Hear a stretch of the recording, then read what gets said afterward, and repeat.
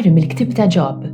Ġobb tkellem u qal: ħajjet il-bniedem mhix forsi xogħol bil-fors fuq l-art u għomru mhux bħal jiem il-ħaddiem mikri, bħalma l-sir jixxenna għaddel u bħalma l-mikri jistenna l-ħlas. Hekk xhur fiera kienu semi u l-jili dwejjaq messew lili. Jekk nimtet ngħid meta se nqum u meta nqum ngħid meta se jidlam. U hekk nixba newden sa ma jidlam. Eħfef minn mekkuk għaddew jiemi u bla tama ntemmu. Ftakar li ħajti bufura rieħ u għajnejja ma jerġgħux jaraw ir-risq. Faħru l-mulej li jfejjaq il-qlub maqsuma. Faħru l-mulej għax tajjeb li tanni lill-Alla tagħna, għax ħelu u xieraq it-tifħir tiegħu, jibni l-Ġerusalemm mill-mulej, jiġma l-imxerdin ta' Iżrael. Faħru l-mulej li jfejjaq il-qlub maqsuma. U jfejjaq il-qlub maqsuma u jorbot il-ġrieħi tagħhom. U jgħodd in-numru tal-kwiekeb kollha jsejħilhom bisimhom. Faħru l-mulej li jfejjaq il-qlub maqsuma. Kbir sidna l-mulej u ta' qawwa kbira bla tar fid-den tiegħu. Jerfa' l-imsejknin il-mulej u jniżżel sal-art il-ħżiena. Faħru l-mulej li jfejjaq il-qlub maqsuma. Qari mill-ewwel ittra ta' San Pawl Apostlu lill-Korintin. Puti, jekk jiena nxandar l-Evanġelju, m'għandix biex niftaħar, jien obbligat nagħmlu dan. Ħażin għalija jekk ma nxandarx l-Evanġelju. Jekk dan nagħmlu minn rajja, ikolli dritt tal-ħlas. Imma jekk nagħmlu għax obbligat, dan ifisser li qiegħed nagħmel ix-xogħol li Alla fdali f'idejja. X'inhu mela l-ħlas tiegħi? Li meta nxandar l-Evanġelju, nxandru b'xejn, bla ma nfittex id-dritt li jagħtini l-Evanġelju stess.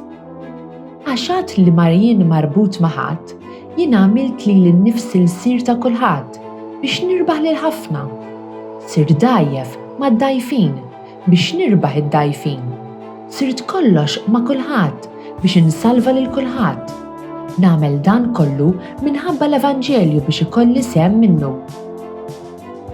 Alleluja, alleluja, Kristu rafa fuq d-djufija tagħna u tabba bil-mart tagħna. Alleluja, alleluja. Qari mill-Evanġelju skont San Mark. F'dak iż-żmien, Ġesu id-dixxipli ħarġu mis-sinagoga u baqgħu sejrin ma' Ġagbu Ġwanni għand Xmun Windri.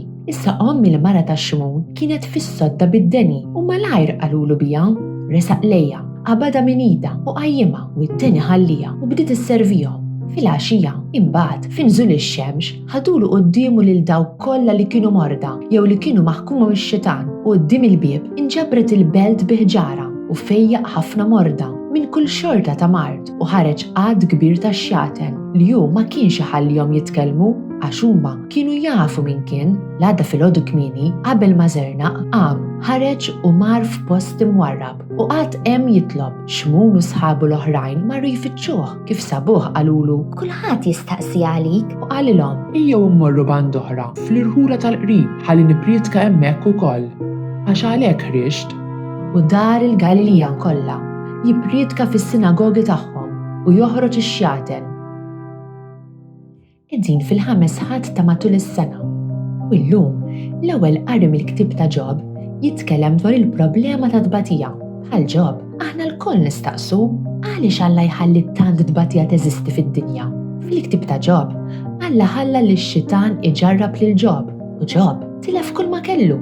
Ġobb qal ħajjet il-bniedem mhix forsi xogħol bil-fors fuq l-art, xogħol jibes u li jdejqek. F'ħajjitna naraw lil min jimrat, min iġarrab u ġef ġismu, min iweġġa emozjonalment u persuni li nħobbu jistgħu jmutu. Għal Ġobb tonnom li l-jieni kienu twal wisq u l-ġranet sar iżejjed. Bħal Ġobb aħna nistaqsu lil Alla għaliex ma taqbadx u tirranġa l-affarijiet. Imbagħad Alla juri lil Ġobb li ju kien parti ċkejkna fil-pjan tal-mulej jisek qed taqra paragrafu wieħed biss minn ktieb oħxon jew tara minuta waħda minn film twil bla dubju.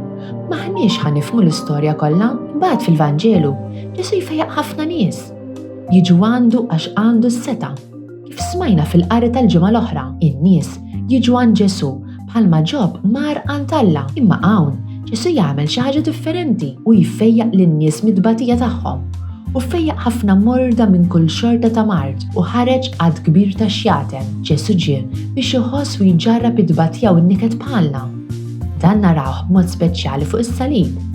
Din hi l-aqwa prova li Alla jħobbna, joffrilna lill-Ibnu stess bħala sagrifiċċju għalina. Fi żminijiet ibsin nistgħu nitfarġu għax nafu li Kristu jagħder l-uġigħ tagħna u jinsab magħna. Dan il-Vanġelu aħbar tajba li Pawlu jippriedka fit-tieni qari ir-rebħa ta' Kristu iġibilna l-ħelsien mill-mewt, għandna l-ġenna lejn xiex inħarsu għax Ġesu għażel li jġarrab id-batija tad-dinja biex jeħlisna mill-mewt u milli nibqgħu mifrudin minnu. This Maltese translation was produced in collaboration with the Church in Gozo. Don't forget to like, subscribe, and support this channel on Patreon using the link in the description. Thanks for watching!